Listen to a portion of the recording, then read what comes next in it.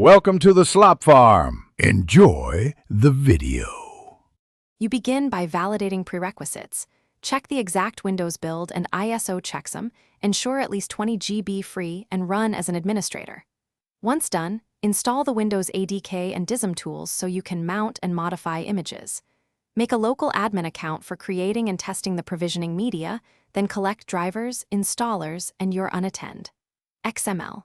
Finally, prepare a USB or network share. These first actions let you modify the WIM immediately and avoid rollback later. You mount the install, WIM to a working directory and select the correct image index for Pro, Enterprise, or Home. Then you inject drivers, language packs, cumulative updates, and MSIs. Use dism/add_driver and /add_package commands so everything integrates cleanly. Edit unattend. XML to automate OOB and account setup. Make sure paths and product keys match.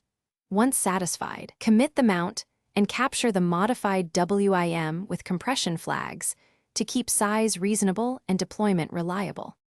You create the bootable media or expose the new WIM via PXE and update BCD entries, then test boot in a VM to validate. During deployment, apply the WIM to the target partition, add offline drivers if hardware differs, and run sysprep only when creating a generalized image. If anything goes wrong, examine DISM and setupact logs, validate unattend.